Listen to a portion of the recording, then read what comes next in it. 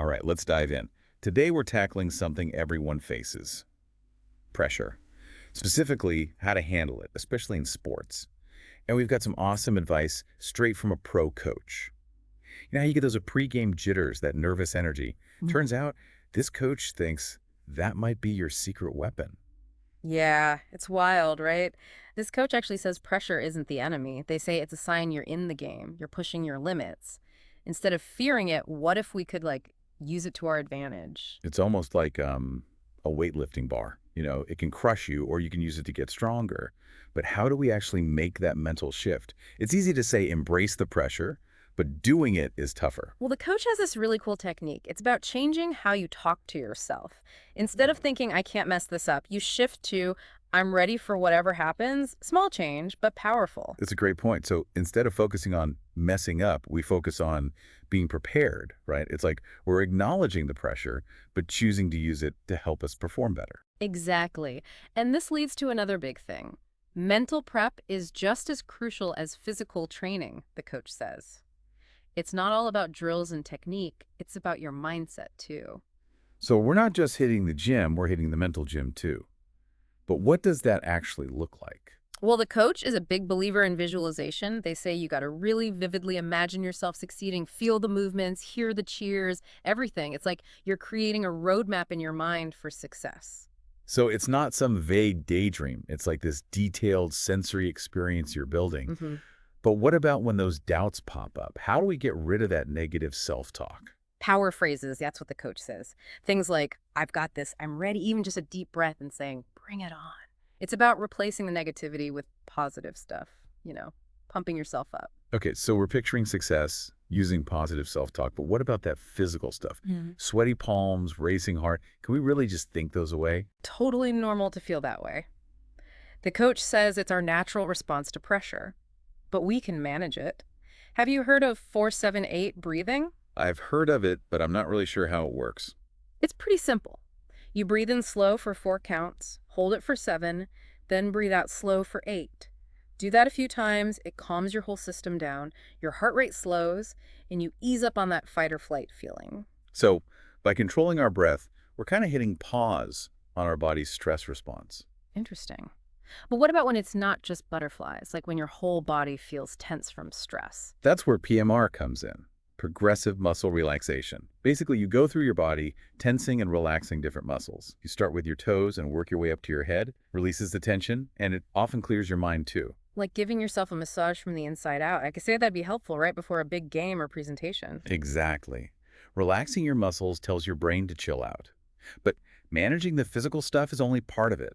Sometimes the challenge itself just feels too big. Right. It's like we get so focused on the end goal, winning the championship, acing the audition, that the pressure feels paralyzing. The coach's advice for that is to break those big goals down into smaller, bite-sized pieces. So instead of, I need to win this whole thing, it's, I'm going to nail this next serve or deliver this line perfectly. It's like turning a mountain into a staircase. Yeah. Makes the whole thing less scary. Makes me think, what huge goal am I working towards, and how can I break it down? Good question to ask ourselves. It really is. And while we're on those smaller steps, this coach is big on staying present, especially when things get intense. That sounds way easier said than done. Hmm? How do you actually stay present when your mind's racing with all those what ifs? Focus cues, that's the coach's tip. Simple words or gestures to bring you back to the here and now. You could say, here and now in your head, or tap your fingers, or take a deep breath. Like a mental reset button, right? Exactly. Brings your attention back to the present where you have the most control. And it's not all mental either. The coach also suggests tuning into your senses during those little breaks you get. You mean like really noticing what you see, hear, feel? How does that help with pressure? It's mindfulness. Quiets the mental chatter, brings you back to center. Even a few seconds can help you regain your composure and see things clearly again. So we're embracing the pressure, prepping our minds, managing our bodies, breaking down goals, and staying present. But even with all that, we need help sometimes, right? Absolutely. This coach is big on having a support system. Your team, your coach, friends, family. Who do you lean on when things get tough? Such an important point. Having people in your corner believing in you makes a huge difference, like having your own cheer squad to lift you up. But even with all the support in the world, Sometimes things just don't go as planned. And that's where the coach's approach to dealing with setbacks is crucial. It's all about turning those experiences into fuel for growth. Instead of dwelling on what went wrong, they encourage us to see mistakes as opportunities to learn, to get better. Exactly. Reframing those setbacks as stepping stones. Remember, even the best athletes mess up sometimes. That's a great point. So, what can we learn from those tough experiences? The coach has a few key questions they suggest asking yourself. What went well? What could I have done differently? And most importantly, what can I learn from this to help me grow and improve? So, it's not about beating ourselves up over mistakes, it's about using them as feedback. Makes sense. Exactly. It's about developing resilience, mental toughness, bouncing back stronger. You know, I'm realizing we've covered a lot of ground already. we have maybe a good place to take a breath for now. Before the break, we were talking about learning from those tough experiences. And this coach really emphasizes having someone in your corner, like a mentor or a coach, to help you process those setbacks. Someone who can give you an objective view, especially when you're in the middle of it all. It's like having a guide, right? Someone who's been there, knows the pitfalls, and can offer support when you need it most. Yeah, and sometimes that support is just reminding you you're not alone. Even the best athletes have doubts, face adversity. Having someone who gets it, who understands the pressure, can be huge. It's like a sounding board, someone to help you process the wins and losses. But what about after the game's over, win or lose? How do we approach that post-game analysis so we can actually grow from it? That's where this coach's framework is really cool. It's all about learning and growing, not beating yourself up. They start with two simple questions. What went well, and what could I have done differently? So instead of dwelling on mistakes or what we should have done, we take a step back and look at it objectively, right?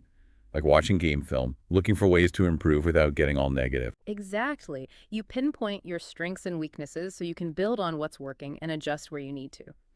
And the coach suggests this really cool reframing trick. Instead of focusing on what you should have done, ask yourself, what can I learn from this experience that will help me grow? I love that shift in perspective. It's not about the past, but about using those experiences, good or bad, to grow in the future. Reminds me of this time I totally bombed a presentation. It was awful. But instead of letting it crush me, I made myself watch the recording, figured out what went wrong, and made a plan to do better next time. And you know what? The next time I had to present, I felt so much more confident and ready. That's a perfect example of turning setbacks into opportunities. And it goes back to something the coach said earlier about pressure being a privilege. Wait, pressure as a privilege? How so? It doesn't exactly feel like a gift when you're in the thick of it. The coach's point is, feeling pressure means you're in the arena, you're striving for something that matters. It means you're at a level where your performance really counts. So instead of seeing pressure as a bad thing, something to avoid, we should see it as a sign that we're on the right track, pushing ourselves to grow, to achieve something. Exactly. It's a total mindset shift, and it can be really empowering. Imagine feeling grateful for the opportunity to face a challenge, to see what you're really made of. That's a cool way to look at it. It's like turning that anxiety and stress into excitement and purpose. Instead of backing down, we're leaning in, using it to help us grow. Right. And that's what's so cool about this coach's approach. It's not about being comfy or avoiding challenges. It's about developing that mental toughness to really thrive in those tough spots. This coach has such a well-rounded view on performance, from preparing beforehand to analyzing afterwards and everything in between. It's not just about winning or losing. It's about the whole process of aiming for excellence and using every experience, good or bad, as a way to grow. Absolutely. And that brings up another important point, trusting your preparation. The coach reminds us that we can't control every outcome, but we can control how well we prepare. Like the saying, control the controllables. We can't control everything that happens, but we can control our effort, our mindset, how well we prepare. Exactly.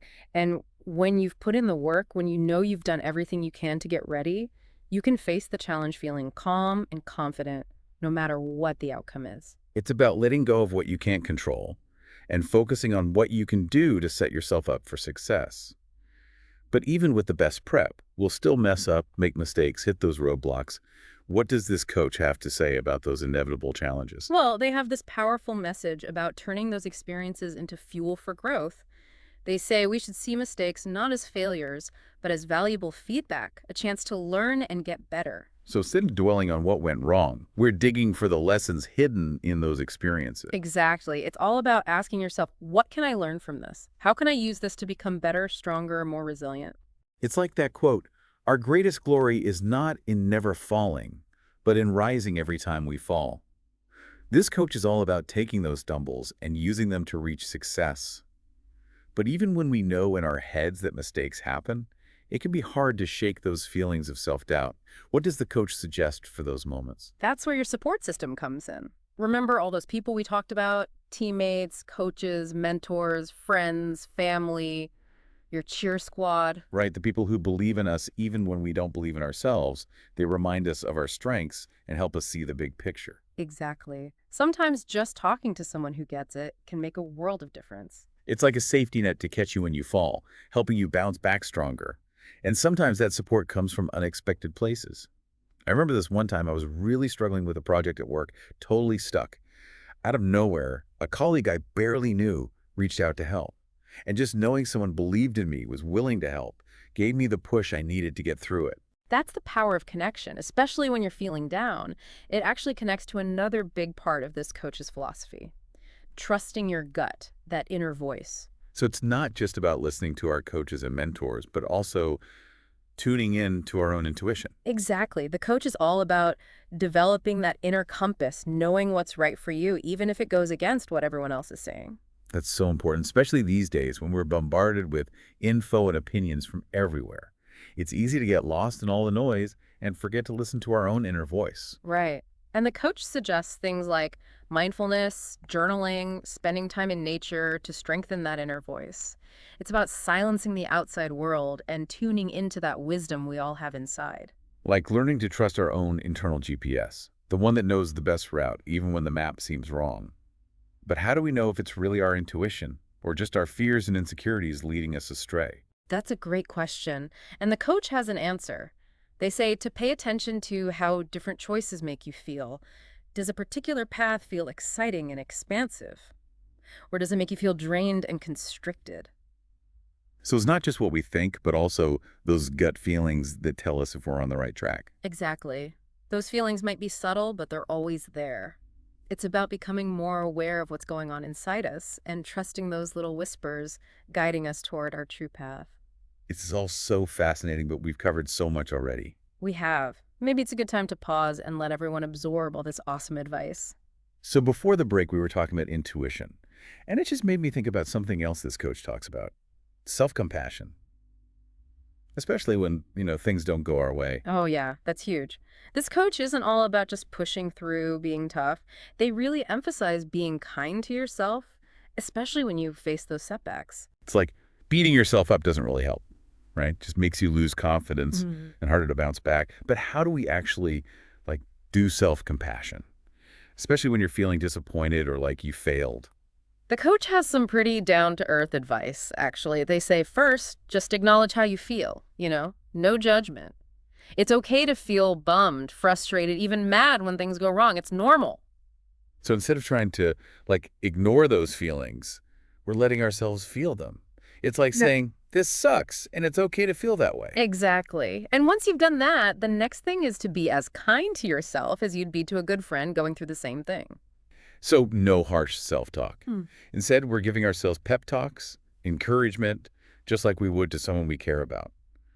This is hitting home for me. I'm usually pretty hard on myself, Yeah. especially when I make mistakes. It's common, but we can work on changing that. The coach reminds us we're all works in progress, always learning. Mistakes are going to happen, and they don't define who we are. That's a good reminder. It's about progress, not perfection.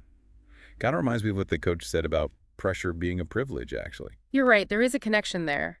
By seeing pressure as a chance to grow, we're also seeing ourselves as people who can learn and change. It's a mindset that welcomes those tough spots as part of the journey, not something that threatens who we are. It's like shifting from uh, a fixed mindset to a growth mindset, right? Yeah. Knowing that we can get better with effort. But even with that shift, there will be times when the pressure feels too much, when we doubt ourselves. What does the coach say about getting through those moments? The coach says, remember your why. Why are you doing this in the first place? What drives you? What gets you fired up? Connecting to that purpose can really push you through the doubts. It's like that inner fire that keeps us going. Makes me think of that quote, those who have a why to live can bear with almost any how. Exactly. And the coach also says to celebrate those wins, even the small wins. Acknowledging those wins, no matter how tiny, builds confidence and reinforces the good stuff in your brain. So it's not just about pushing harder, but also appreciating how far we've come. Totally. It's about balancing that drive for excellence with appreciating ourselves and what we've achieved. And lastly, the coach says, don't forget, the journey's just as important as the destination. Meaning, it's not just about reaching the goal, but enjoying the process, the learning, the growth, the connections we make along the way. Exactly. It's about the whole experience, the ups and the downs, and knowing that's where the real magic is. This has been such a great deep dive. So many awesome insights from this coach, from how to see pressure differently to being kind to ourselves to remembering why we're doing this in the first place. What's the one thing you hope our listeners take away from all this? I think the biggest takeaway is pressure's part of life. We can't escape it, but we don't have to let it control us. With the tools and mindset shifts this coach shared, we can actually use it to grow, reach our goals, and live more fulfilling lives. Perfectly said. And remember, even when it feels like the pressure is crushing you, you are strong, you're resilient, and you're not alone. Keep striving, keep learning, and keep believing in yourself. And until next time, keep diving deep.